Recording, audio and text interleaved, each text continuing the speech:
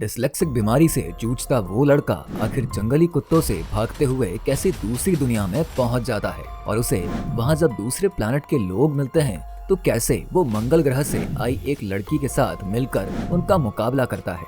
धरती से अचानक खत्म होती ऑक्सीजन को बचाने के लिए आखिर दोनों मिलकर क्या उपाय करते हैं और कैसे वो लड़का सिर्फ 6 घंटे में अर्थ को बचाने के लिए उस अनोखी डिवाइस को डैमेज करता है, आइए जानते हैं। तो welcome to the knowledge is everything channel. School में अचानक से हुई छुट्टी के बाद वापस आते हुए लारी को कुछ समझ नहीं आ रहा था कि पूरे शहर में इतनी अफरा तफरी क्यों मच गई है, क्यों अचानक से स्कूल बंद कर दिए गए हैं, हॉस्पिटल के बाहर लंबी लंबी लाइंस क्यों लगी हुई हैं। यही सब सोचते हुए लारी घर आकर देखता है कि उसके पापा किसी से फोन पर बात करते हुए कह रहे हैं, हमारे पास ज्यादा समय नहीं है, अगर जल्दी ही कुछ नहीं किया तो सब खत्म हो जाएगा।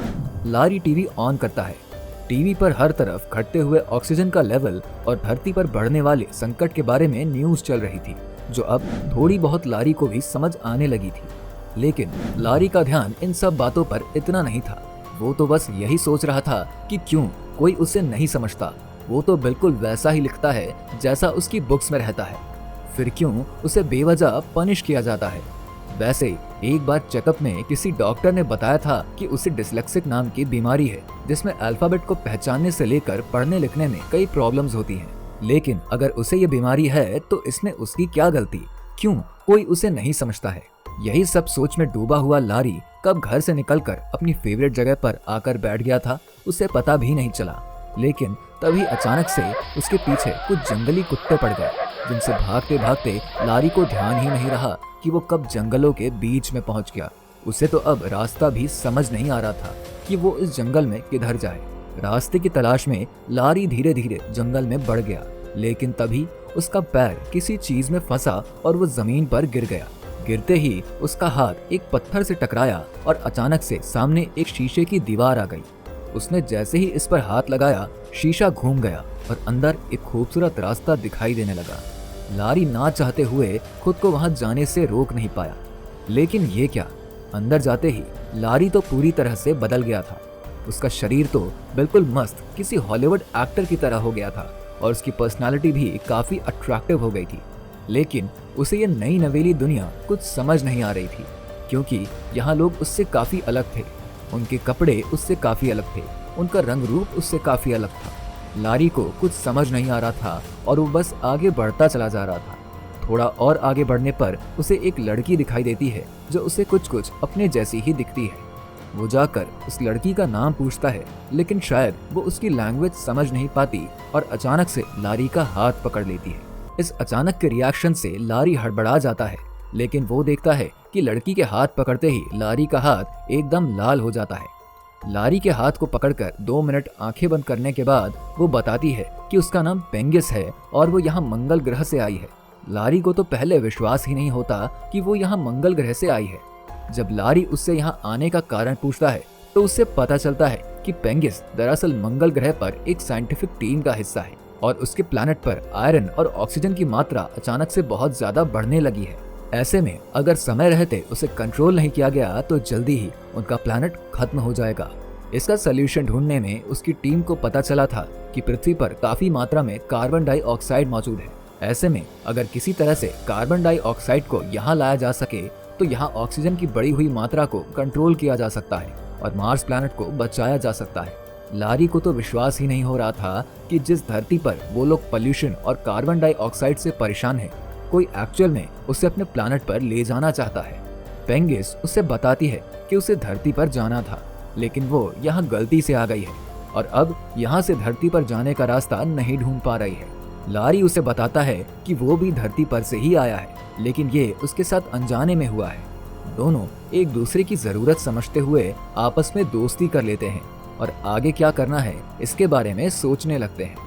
पेंगिस बताती है कि वो लोग खाने के तौर पर सिर्फ ऑक्सीजन लेते हैं, जबकि लारी को तो अब भूख लग रही थी, लेकिन उसे आसपास कुछ भी नजर नहीं आ रहा था। पर थोड़ा आगे बढ़ने पर उसे एक पेड़ पर काफी बड़े बड़े अमरूद दिखाई देते हैं, जिन्हें खाकर वो अपनी भूख मिटाता है। कुछ दिनों तक भटकने के बाद दोनों शहर के आखिरी छोर पर जाते हैं, जहां उन्हें एक बड़ा पहाड़ दिखाई देता है। जैसे ही दोनों वहां पहुंचते हैं, लारी को दीवार पर कुछ लिखा हुआ दिखाई देता है जो इंग्लिश के अल्फाबेट थे। लेकिन ये क्या, इस बार तो लारी को उन्हें पढ़ने में कोई दिक्कत नहीं होती है और उसे वो सारे अल्फाबेट बहुत ही सटीक और प्रॉपर दिखाई पड़ते हैं। अब लारी को ये समझते देर नहीं लगती है कि यहाँ आकर उसकी परेशानी भी दूर हो गई है। दोनों आगे बढ़ते हैं और एक ऑटोमेटिक दरवाजे के पास जाते हैं जो उन्हें सेंस करते ही खुल जाता है। लेकिन इसके अंदर एक और दरवाजा, इसमें तो ना कोई हैंडल था और ना ही कोई लॉक था जिसे खोलकर अंदर जाया जा सके।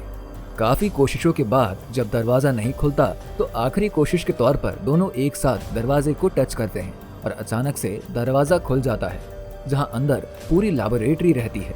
उन्हें वहां साइंस के कई सारे अधूरे प्रोजेक्ट्स दिखते हैं। अभी वो ये सब देख ही रहे थे कि उन्हें तभी किसी के आने की आवाज आती है। तुरंत दोनों जल्दी से छिप जाते हैं और छिपकर देखते हैं कि कुछ रोबोटिक की तरह दिखने वाले लोग जो साइज में बेहद छोटे थे अपनी लैंग्वेज में कुछ बात कर रहे थे।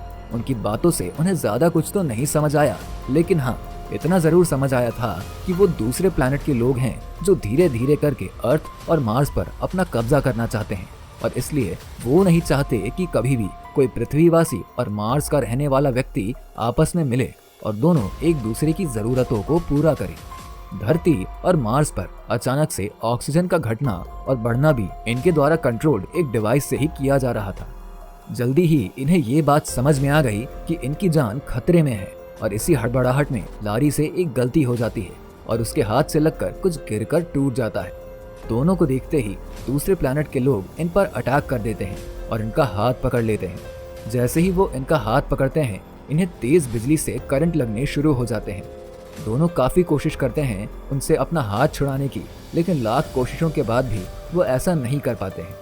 चीखने चिल्लाने से अचानक से इनके आंसू की एक बूंद उनके बॉडी पर गिर जाती है और देखते ही देखते उनका शरीर नष्ट होने लगता है और जल्दी से वो इनका हाथ छोड़कर खुद को बचाने की कोशिश करने लगते हैं।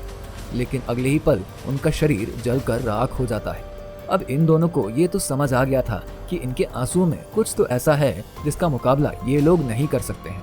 दोनों ऐसे में जोर जोर से चिल्लाकर रोते हैं और अपने आंसुओं से उन पर अटैक करके वहां से निकलते हैं। साथ ही वहां वो डिवाइस भी चुरा कर ले जाते हैं जिससे उनके प्लैनेट की ऑक्सीजन कंट्रोल हो रही थी। दोनों एक छोटी सी बोतल में अपने आंसू को स्टोर करते हैं ताकि वो आगे और कहीं इनके सामने आने पर इनका मुकाबला कर सके। दोनों वहां से तुरंत वापस आ गए। अब चूंकि पेंगिस को उसका मकसद मिल चुका था, इसलिए उसे भी लारी के साथ धरती पर जाना था और वहां पहुंचकर अर्थ और मार्स को बचाने के लिए काफी कुछ करना था। उनके पास ये सब करने के लिए सिर्फ 6 घंटे ही थे। उधर मार्स पर ऑक्सीजन का लेवल तेजी से बढ़ रहा था, इधर धरती पर ऑक्सीजन का लेवल तेजी से घट रहा था। पेंगिस ने अपने प्लैनेट पर एक मैसेज भेजा और दोनों ने उसी शीशे को फिर से टच किया और वापस धरती पर आ गए।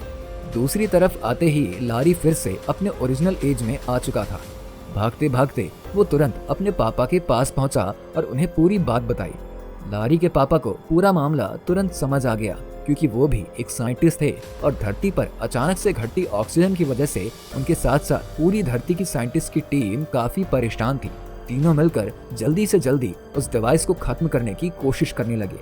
लारी के पापा ने इसके लिए अपने एक फ्रेंड को भी बुलाया क्योंकि जिस हिसाब से वो डिवाइस जल्दी जल्दी पृथ्वी से ऑक्सीजन को ड्रेन कर रहा था, अगले 3 घंटों में पूरी धरती से ऑक्सीजन का नाम खत्म हो जाता। वो भरपूर कोशिश कर रहे थे इसे समझाने की। सब ने मिलकर जैसे तैसे इस डिवाइस को नष्ट कर दिया और पूरी धरती के साथ साथ मार्स को भी खत्म होने से बचा लिया था।